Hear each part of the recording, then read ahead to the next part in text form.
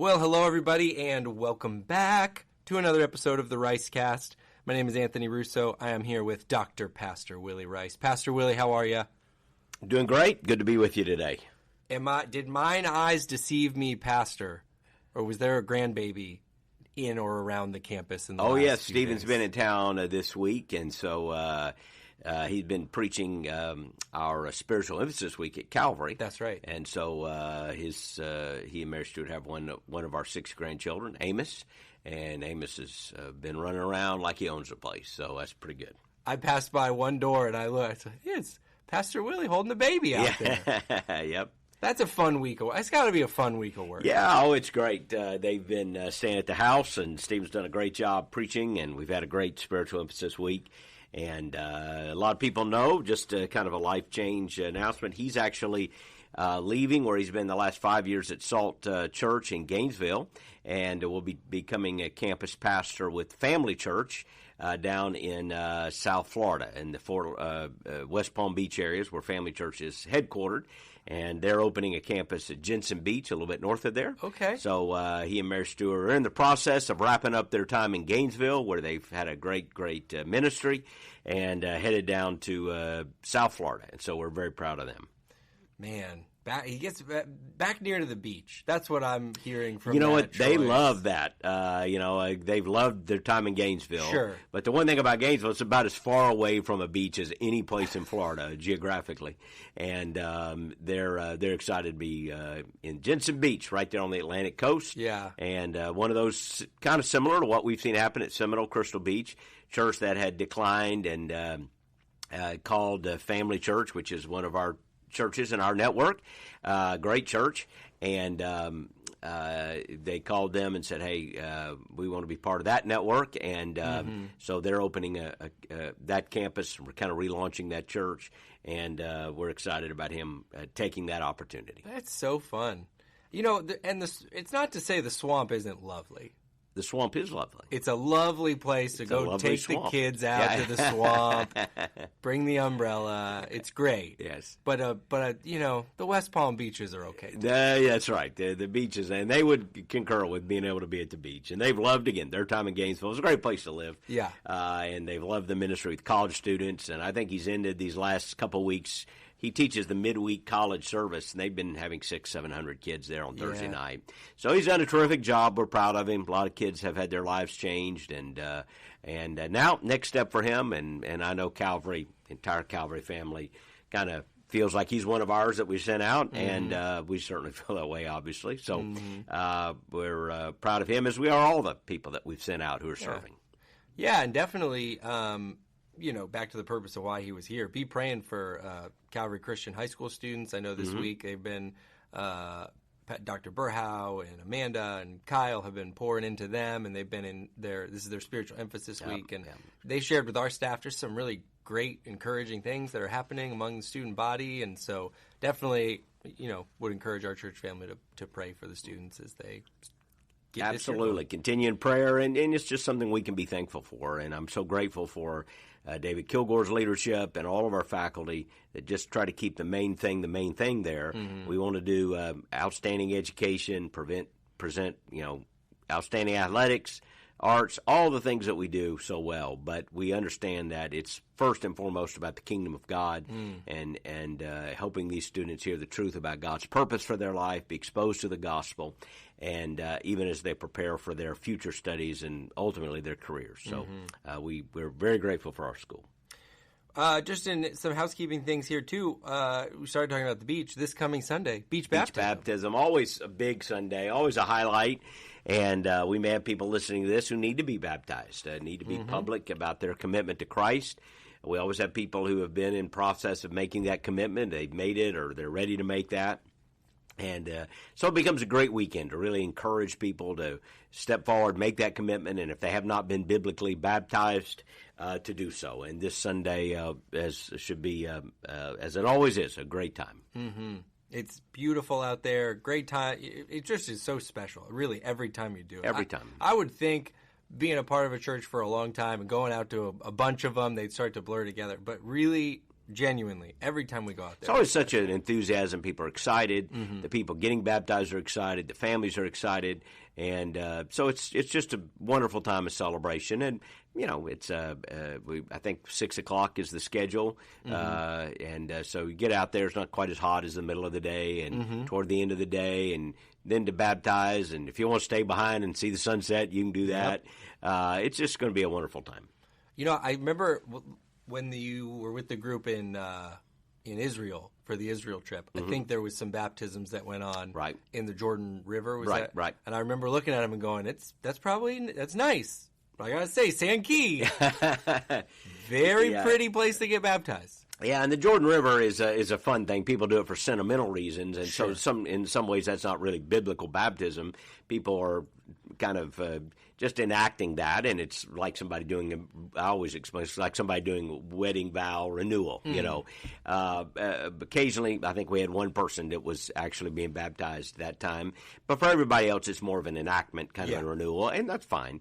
And we always make that very clear when we go to people. And it's special to go into the Jordan River, but nothing's more beautiful than St. Key. I'm just saying. Even Naaman from Syria complained about the Jordan River being dirty. That's right. So, we're a little snobbish here. We think St. Key's pretty nice. Yeah. Hopefully you can be out there. I will put the I'm glad you just shared that. I will put the link into the show notes if you would like to be a part of that. It's a great time to be baptized. We have families that kind of like pinpoint that when there's a couple people in the family that have made a decision and they all get baptized together. It's always such a special thing. We'd love for you to be a part of it. So I'll put the information on how you can let us know if that's a decision you want to make, and we would be happy to set that all up and celebrate with you when you do this coming Sunday. But this Sunday that just passed, we started a brand new sermon series on 2 Timothy, talking about keep the faith. Right. It was a great start to the series, Pastor. Well, we're very excited about teaching this series, and I think we streamed across 3 of our 4 campuses just to kick the series off, but all of our campus pastors will be teaching this weekend, and we're all going through 2 Timothy. Keep the faith, which comes from 2 Timothy 4:7, and again, people can listen to the message, but it's Paul is a guy at the end of his life, writing to Timothy, who's right in the thick of the race, younger leader, and saying, hey, he's been able to save himself. I fought the fight. I finished the race. I kept the faith. And really the whole book is about keep the faith. Don't give up. And so I really think that is a pertinent message today. How do you keep the faith? It's one thing to start, it's another thing to finish. And obviously we want to finish. We want to finish well. We want to finish faithfully. And so we'll be looking over the next 8 weeks about how to keep the faith. Yeah. I think we might have talked about this some last week on the podcast, but 2 Timothy, the last book that most people believe it is. Yep. And so it's an interesting, you think about kind of those last words idea of like, all right, well, it seemed like Paul had some idea this might be the last thing. Yes, 2 Timothy 4 makes that quite clear. I mean, he writes as somebody who senses his death is imminent. Yeah. And that comes out every year when we do the Come Before Winter message, which will be at the end of the series. But he knows he's at the end. It's very clear. He's writing like somebody writing knowing maybe it wasn't within hours or days, but it was certainly within weeks and months. So he knew he was toward the end, and most believe that it wasn't long after that he was martyred in Rome. Yeah, I mean, I guess I had heard that before and was familiar with that before, but it's kind of shifted me even going into this series, and you just think the urgency or the things that rise to the top when you're thinking about those last communications. It definitely, you see those priority shift of... there's always those stories if a house was burning down and you could run in and grab 3 things. Everybody plays that game. 3 things. What would you grab? It prioritizes. These things aren't going to last. The end is coming. What do I save? In a similar way, you think about, okay, we're at the end. What really matters? It does, I think, sharpen one's focus to what matters the most. And again, in Paul, you see somebody who's now still urging others to keep the faith, to finish the race. And I've often said the way to live life is to live it backwards. I heard that somewhere. I've said that at a lot of funerals. And what I mean by that is you think about the fact that your race is going to end. It's going to end quicker than you think. It's going to come faster than you think. and go to that day in your mind and then go backwards to today and ask yourself on that day what matters. What matters? Now, come back to today and focus on those things that really matter. Because for everybody, it's the same stuff. It's relationships with family and friends and with God. It's our faith, our family. Those are the things that matter. And a lot of people are spinning their wheels and wasting their time trying to impress people that aren't going to be at your funeral, probably won't even care much when they hear. They'll go, oh, I remember that guy. And, we're worried about what they think. We're worried about what they're saying about us. They don't really know much, and they're not going to be there. When we may be sometimes neglecting the people who are going to, be there and be with us to the end. It just sharpens your focus. We get worried about what somebody thinks or a word of criticism or something else. And the truth is, if we go back and think about what matters at the end, we don't sweat some of the small stuff, but we do get very energized on the big stuff. And so that's kind of like sets the table, hopefully gives you some context. Maybe you knew some of that, maybe you didn't. And then we started this sermon. I will, as I usually do, in the show notes, I'll put last Sunday's sermon. If you missed it, you can check it out in its entirety there. But I wanted to unpack kind of like two notes that I took out and had some follow-up questions on. The first of which, so much of the tone of this book is about finishing strong, staying faithful.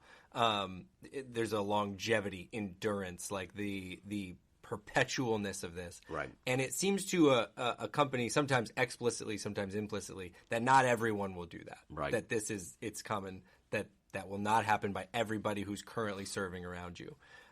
Which I think is so interesting, again, when you think he's got this might be his last communication with Timothy, and this is what he spends the time talking about. So I thought it was interesting because people might hear a lot or read a lot. We see a lot of trends of some words people have thrown around like de-churching or people who are deconstructing. So I guess my question to you is, obviously Paul's writing about it here, that it's something that might happen. Do you feel like this de-churching or people kind of walking away from faith is happening more now than it has ever before? Or do you think this is just something that's kind of always been with us and we're just seeing it again? Well, in some ways the answer is yes. Yes, with some commentary, obviously. I think, first, it's always happened. Jesus warned about it. The New Testament writes about it. And it's a big theme in this book. In fact, we'll talk about it some more this coming weekend. And other messages in this series are going to talk about it. In fact, Paul names names, of people who haven't finished. So it's always been a real thing. And the word is apostasy. The word apostasy is a word which means to repudiate or reject something once believed. That's more or less the definition. And typically it's used in a Christian context to mean somebody who rejects a doctrine or faith that they once believed or accepted. Now, there are a lot of soteriological questions about that. What's going on soteriologically? And that's an entire conversation. But the reality that people who at one moment profess to believe and at another moment do not believe, that reality is inescapable. It's undeniable. Jesus talked about it. Several of his parables seem to imply it. John writes about it, and Paul writes about it extensively. Is it happening more? Well, many people believe the answer to that is yes, at least in the Western culture that we find ourselves in, Western civilization in America. And I'm reading a book, one of the books that's out there now, and in fact I reference it Sunday, so people will hear me, who are listening Sunday, will hear me reference a book that I'm actually in the middle of reading right now. I just started reading it. Should have already read it, but I've started reading it, and hopefully it'll be done here maybe by the weekend. But it's written by Jim Davis and Michael Graham, and it's called The Great De-Churching. It's got a lot of attention. It's been talked about in the New York Times, on a number of podcasts and articles. But The Great De-Churching, and the subtitle is Who's Leaving, Why Are They Going, and What Will It Take to Bring Them Back? So it's written by some guys who have been in ministry, but they did a lot of sociological research, empirical data, so I'm a couple chapters in, and it's quite good.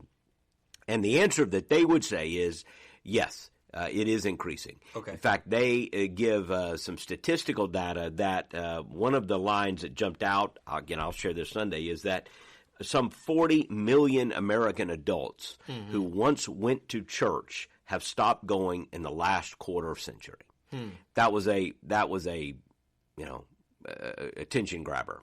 40 million in the last 25 years. These are people who once went to church, who I think they quantified it as somebody who went on average at least once a month and now goes less than once a year, something like that. They had markers, but they, again, very good research.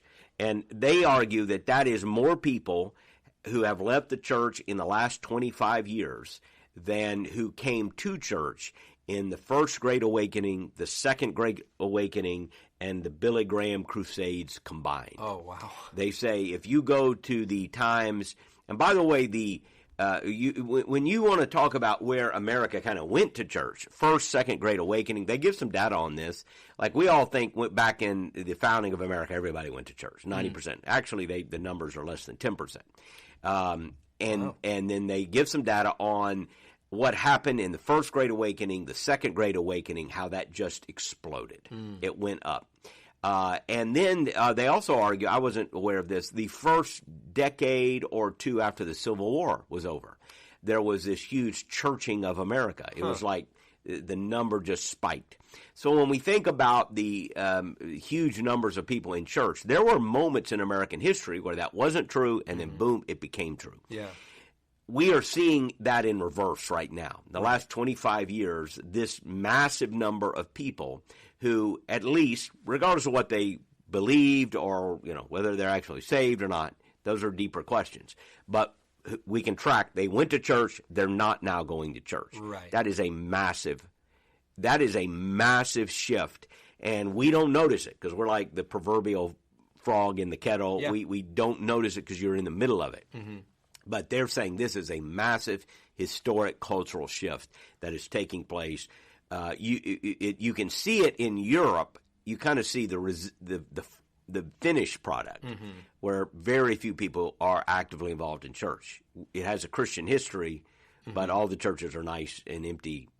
They're nice. Tourists love to see them. Talk about how awe-inspiring they are, and then you come on Sunday and nobody's there. Right. America is now headed in that direction. We were behind. We might be 50 years behind or something. Now, again, Christianity is exploding in other places, in the southern hemisphere and in parts of Asia. But in America, that's a long answer to your question. Is this happening more? The evidence would suggest that in our culture, yes. And one of the other interesting things is that one of the, depending on what kind of prophetic school of interpretation you embrace, and I won't go into all the details of that, but one of the signs of the times, so to speak, one of the signs of end times that people have often talked about is an age of apostasy. In Matthew 24, Jesus said that because of iniquity, the love of many would grow cold. So just think about that phrase. Jesus was talking about end times. This is his sermon about the end. And he said, the love of many will grow cold. So there were many people who seemed to have a spiritual love, a love for God, we must assume, or the things of God. This is many people. He didn't say a few. The love of many grows cold. So apostasy does happen, and it's happening now, and according to data, it's happening at an increasing rate in the American culture. Well, man, so many follow-ups to that, but I guess the first and primary one I want to ask is, so then how do you receive that, and then how do you respond to that? Is there anything you look at and say, here's areas where, because obviously you're leading our church, but maybe in our whole movement, where are areas that maybe we weren't emphasizing enough, that because we're seeing this movement, we need to emphasize more, we need to lean more in on this area, and maybe us taking our eyes off that a little is it maybe somehow led to this? Or I guess the follow-up to that would be, do you feel like this was unavoidable? We were going to get here one way or another. Well, it's hard to say. I mean, there are certain things that are beyond your control. I mean, the tide goes in, the tide goes out. Yeah. You preach the gospel in season and out of season, which means sometimes it's in season, sometimes it's out of season, and our call is to be faithful. Yeah. And so, sometimes it's raining outside and sometimes the sun is shining. And What we did didn't necessarily cause it. It's just the circumstance in which we face ourselves. And there are bigger, broader cultural issues.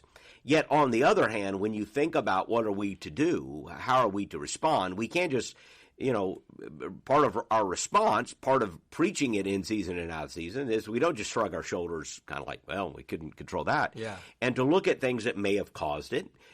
And things that, more importantly, may reverse it. What is it? How do we meet the challenges of this hour? The book is, I'm still reading it, and again, I'm not saying the book has all the answers. They have some data, and they have some theories about various things that caused it.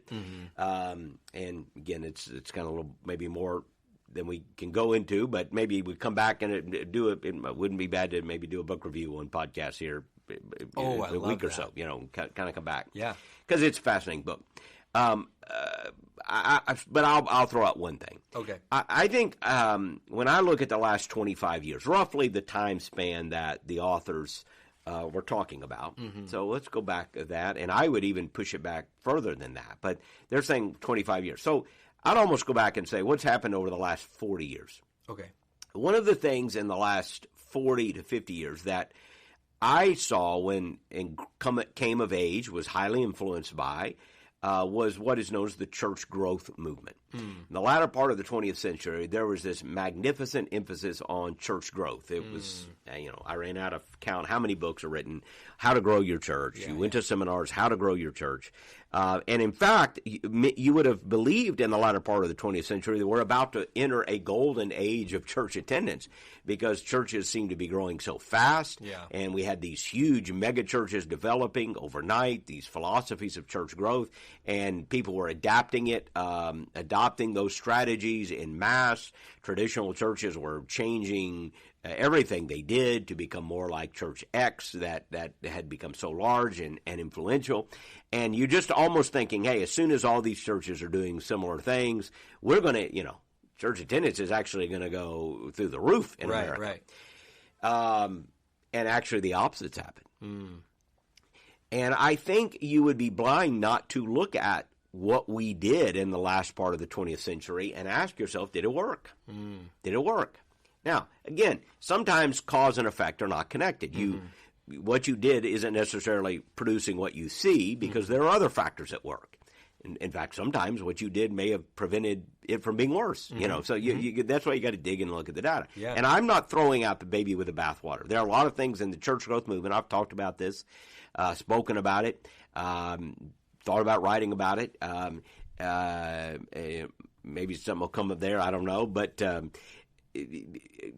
that there's a lot of good things in the church growth movement. You know, we learn to be focused on people that didn't come to church. We learn to communicate well to a changing culture around us. And who can argue that the culture wasn't indeed changing, that priorities and thoughts. So sensitizing pastors and leaders, hey, to communicate the gospel, you need to be thinking that, demographics are changing, a baby boomer age. I remember in the 80s, everybody doing a conference on how to reach baby boomers, who back then were the young, cool people, Now it's a joke, right? Boomers are the old people that can't turn their phones off. Which, by the way, off. It's the ringer. It's just the ringer going down. That's the by the way, whenever you hear a ringer going off in church, it's always a boomer, which I'm at the tail end of that. Right. It's always, it's never teenagers. You can fuss at the teenagers for looking at their phone, but they do know how to turn their phones off. They do know how to silence the ringers. What kills you is that boomer can change all the spark plugs in their car. You give them a wrench, but there's a button on the side of that phone. They can't find for the life of them. Yeah, that's right. It takes a few minutes to hear it, first of all. Everyone else has heard it. Right. And then you can't find the phone. It takes a few minutes to find the phone. There's a look around as to somebody's got to silence that phone. And then when you actually have the phone, it takes anher few minutes to figure out how to silence You've subscribed to Hulu, but the phone is still ringing, and then eventually we get there. Yeah, absolutely. Now I don't even remember where we're at. Oh, yes. In the 80s, everybody was like, how do we reach boomers and all that? Yeah. Again, there were some good things there. But I just think we have to sit here now on the backside of that and go, well, it certainly didn't produce church growth holistically, kingdom growth, because 40 million people in 25 years. Now, that's going back to the late 90s. See? Yeah. That's not even reaching back into the 70s and 80s. So that's just saying roughly since the year 2000. Roughly since the year 2000. You've had this massive de-churching in the American population. Well, I'm not saying what we did caused it, but what we did didn't stop it, that's for sure. Oh, yeah. And so what did we emphasize? Well, we emphasized pragmatism. We emphasized what do people want. We were looking at a culture in which people were generally favorable toward Christianity and favorable to churches and probably even somewhat cognizant, even if only in a residual way, somewhat aware of Christianity and the gospel and felt generally positive about that. Yeah. Even though they weren't in church. So now we're going to make church feel very comfortable to them and think about how to get them in. The world is so shifted now.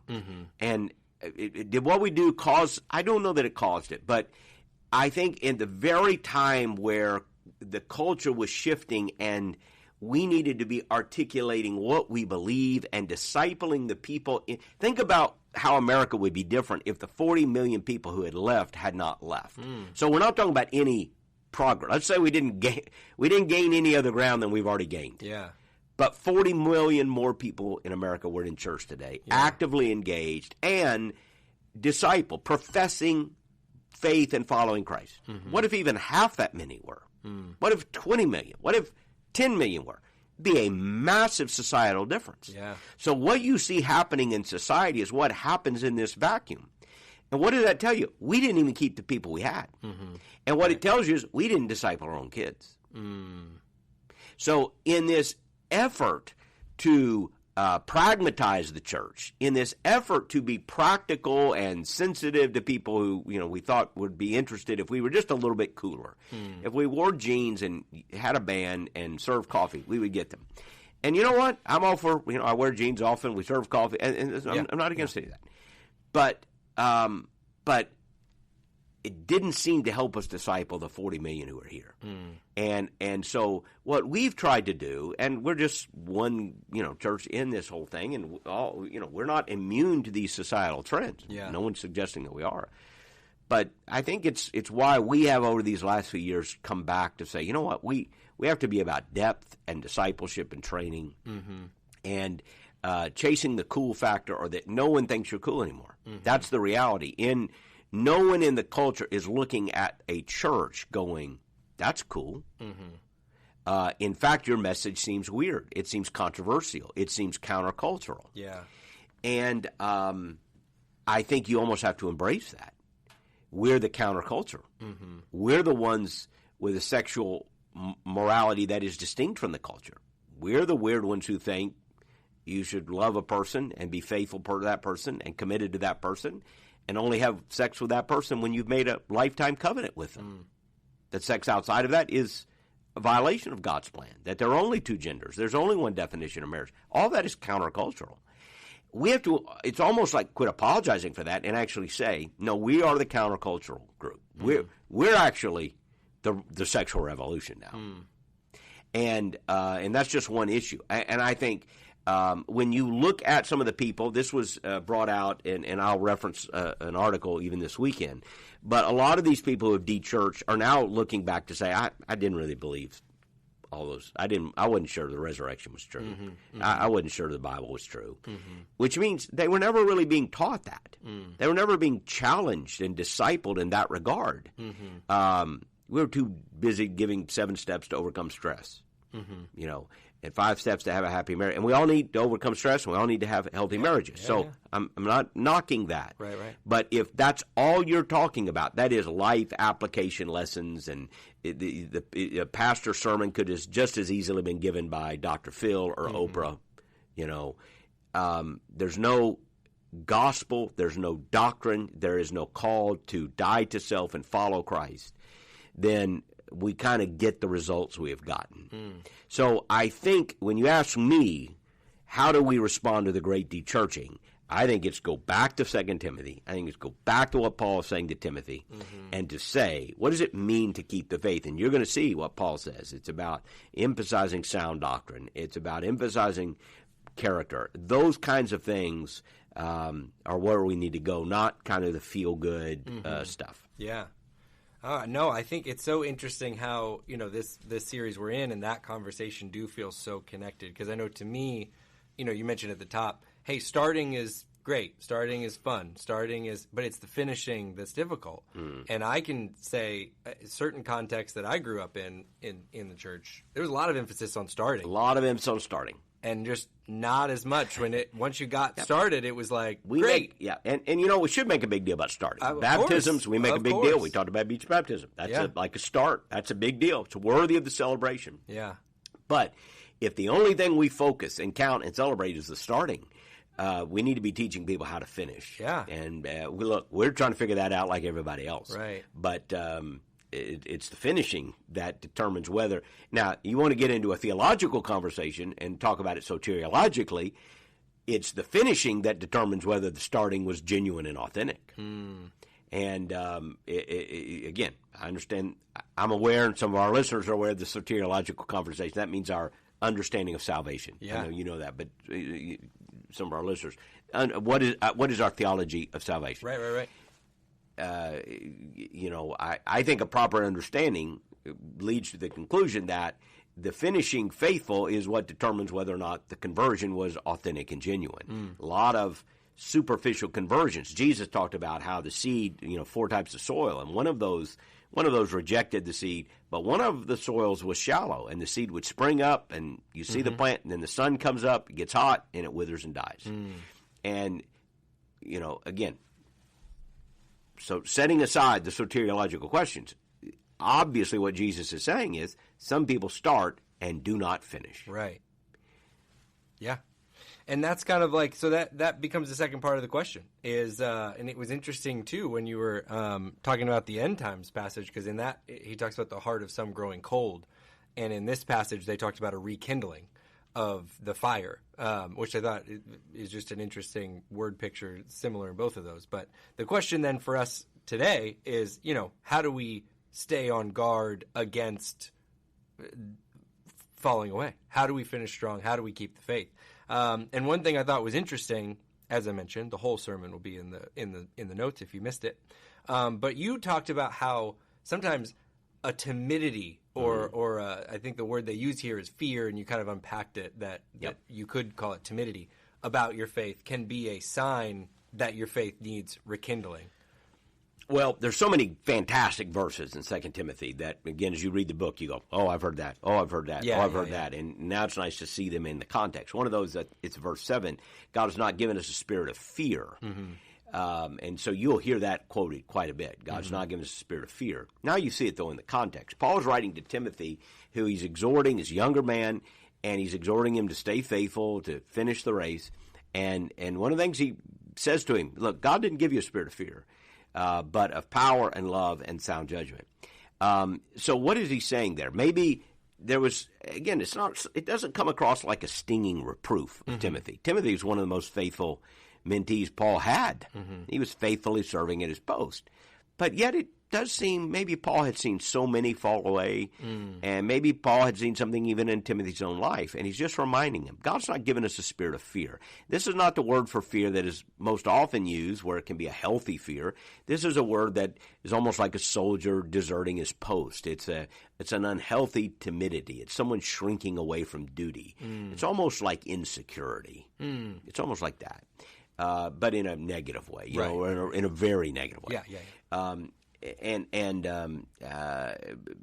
So Paul is saying that's not what it looks like when the Holy Spirit is, when he talks about fanning the flame. When the flame is hot and the Holy Spirit is in control and you are, where you need to be, you don't walk around with the spirit of timidity and fear.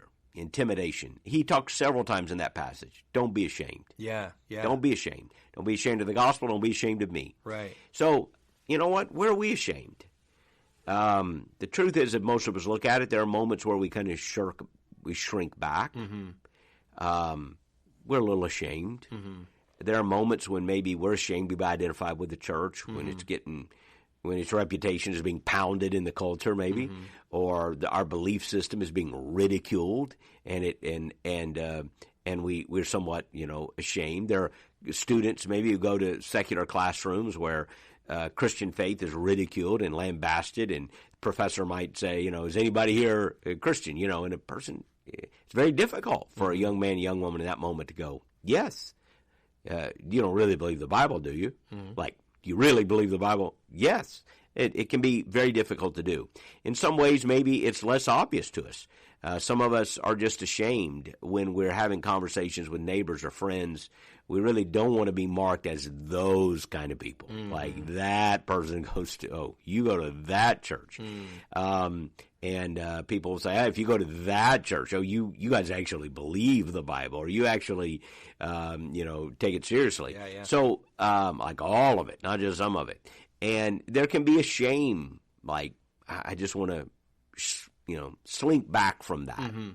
And I think Paul is saying, hey, that's the opposite of keeping the faith and finishing well. God has given it, the Holy Spirit has given us power. Again, the word is dunamis, power, love for other people, sound judgment.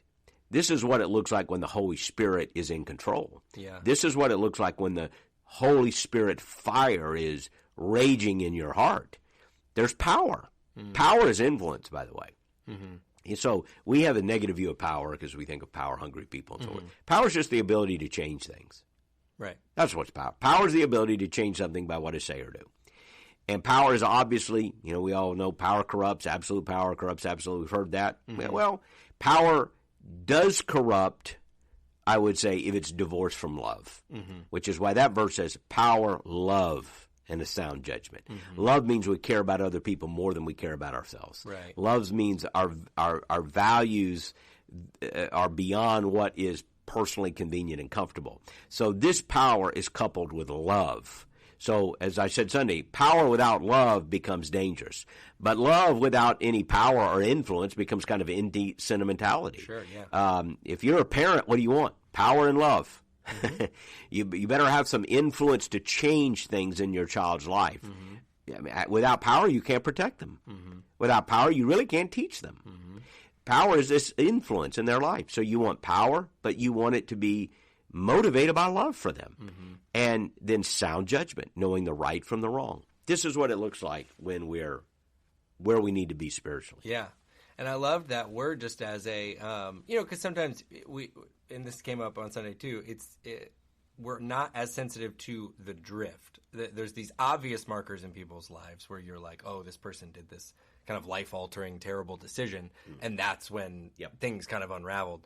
It's the more nuanced, it's the more, this was one you pointed out, and it just struck me during the sermon of like, that's an interesting one. I don't think gets talked about enough when that timidity creeps in. It's like going to the doctor and they say, hey, long before the heart attack, they might go, hey, your cholesterol is terrible, or your blood pressure is not good. Right. Well, I haven't had a heart attack yet. Right. Where like you keep eating cheeseburgers and you're going to, it's like, keep it up, Chief. Why? The numbers aren't good. Well, but I feel great. Yeah, but the doctor's looking at warning signs, right? And it's almost like that's a warning sign. Like, okay, yeah, I understand you haven't had the spiritual heart attack or the spiritual shipwreck yet. But what do you see? Times I'm ashamed. I shriek, or I slink back. I shirk that duty. And I'm just a little bit ashamed, a little bit fearful. Maybe that's an early warning sign that, I'm acclimating myself to culture more than I am being full of the Holy Spirit.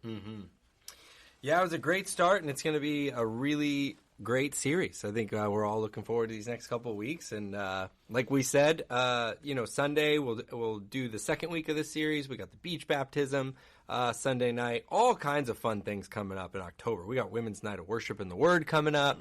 All kinds of fun things right around the corner.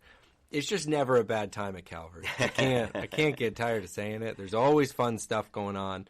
Pastor, thanks for sharing a little bit more about that on the podcast today. Thanks for squeezing us in here. Absolutely, and we are looking forward to this series. We'll be doing the last part of chapter 1 Sunday, so people want to read ahead.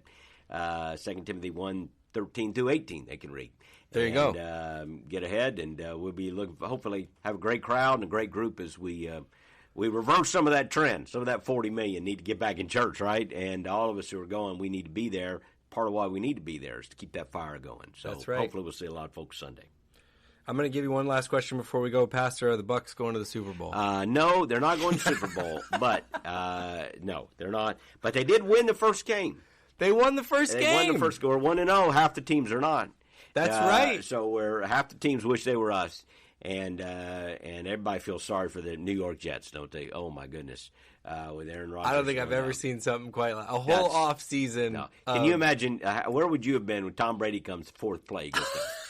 Like you didn't even think about that. You would have been in counseling, and a lot of people around here would have been. It's so sad. I really do feel bad. You do. Injury is the worst part of football. Yeah, truly. And it wasn't even a bad hit. It was just kind of a step in the Achilles heel. But that happens. But no, I don't think they'll go to the Super Bowl. But they won last week, and we play the Bears this week. The Bears. Which means we could be 2-0. I'm just saying. It's not like the Bears are the Bears. Right. The Bears are the Bears. I'm just saying, I'm not counting us out of the Super Bowl yet. We're not mathematically eliminated yet. No one should count us out. The Bears are coming to town. Could be a good weekend. Could be 2-0 next time we do this podcast. Our good Chicago fans. We do love you, Chicago fans. Always grumpy, but we love you. If you know a Chicago fan, you know. They're always grumpy about they'll win 9 Super Bowls in a row. And they'll be grumpy about something. Well, they have not won 9 Super Bowls. We'll never know for sure, but I'm pretty confident.